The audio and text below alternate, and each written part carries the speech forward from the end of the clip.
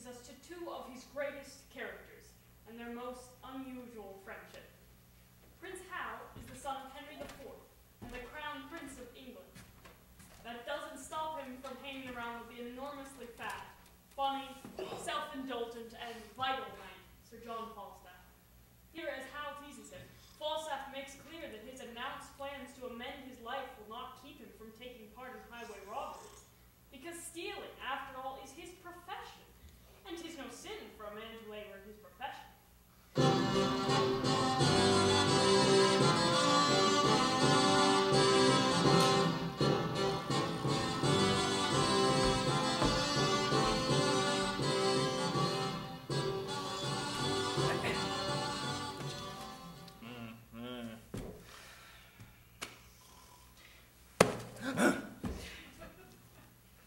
Now, Hal, what time of day is it, lad?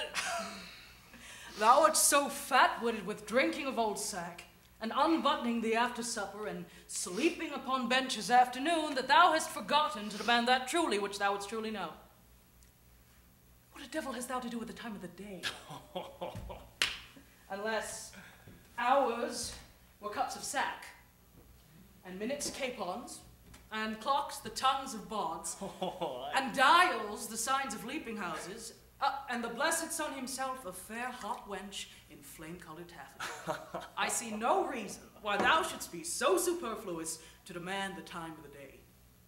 Indeed, you come near me now, Hal, for we that take purses go by the moon and the 7 stars, and not by Phoebus, he that wandering night so fair. And I prithee, sweet wag, when thou art king, as God save thy grace, majesty, I should say, for grace thou wilt have none. What, none? No, by my troth, not so much as will serve to prologue to an egg and butter. Well, how then? Come roundly, roundly. Oh. Marry then, sweet wag, when thou art king, let not us that are squires of the night's body be called thieves of the day's beauty. Let us be Diana's foresters, gentlemen of the shade, minions of the moon, and let men say we be men of good government, being governed as the sea is by our noble and chaste mistress the moon, under whose countenance we steal. Thou sayest well, and it holds well too, for the fortune of us that are the moon's men doth ebb and flow like the sea, being governed as the sea is by the moon. As for proof now, a purse of gold most resolutely snatched on Monday night, and most dissolutely spent on Tuesday morning. Gauntlet swearing, lay by, and spent with crying, bring in! Now, in as low an ebb as the foot of the ladder, and by, in as high a flow as the ridge of the gallows. By the Lord, thou sayest true, lad, and is not my hostess of the tavern a most sweet wench? As the honey of Hybel, my old lad of the castle, and is not a buff jerkin a most sweet robe of jorance? How now, mad wag, what in thy quips and thy quiddities? What plague have I to do with a buff jerkin? Why, what a pox have I to do with my hostess of the tavern? Well, thou hast called her to a reckoning many a time and oft. Did I ever call for thee to pay thy part? No, I'll give thee thy due, thou hast paid all there. Yea, and elsewhere, so far as my coin would stretch, and where it would not, I've used my credit. Yea, and so used it, that were it not here apparent, that thou art heir apparent.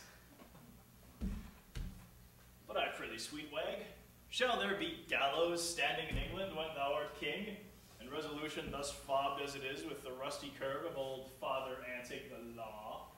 Do not thou, when thou art king, hang a thief.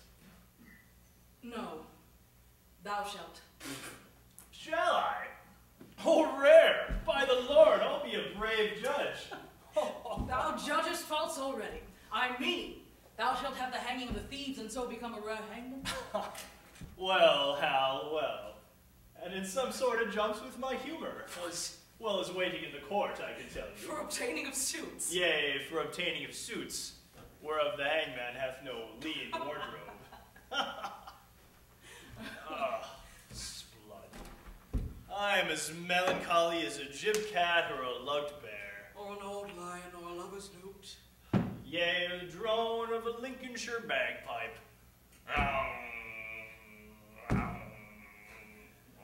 What sayest thou to a hare or the melancholy of Morbidge? Oh, it's the most unsavory similes, and art indeed the most comparative, rascalious, and sweet young prince. But I prithee, Hal, trouble me no more with vanity. I would to God thou and I knew where a commodity of good names were to be bought.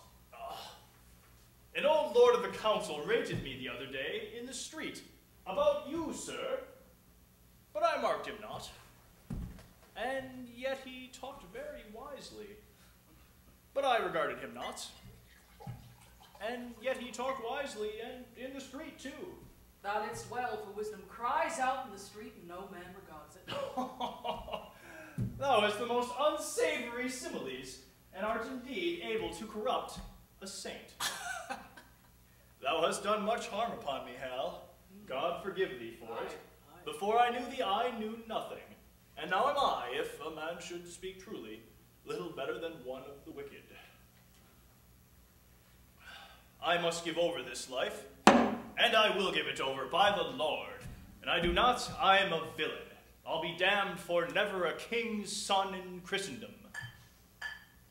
Where shall we take a post tomorrow, Jack? Zoons, where thou wilt, lad, I'll make one. And I do not, call me villain and baffle me. I see a good amendment of life in thee, from praying to purse-taking. Why, Hal, 'tis my vocation, Hal. 'Tis no sin for a man to labor in his vocation.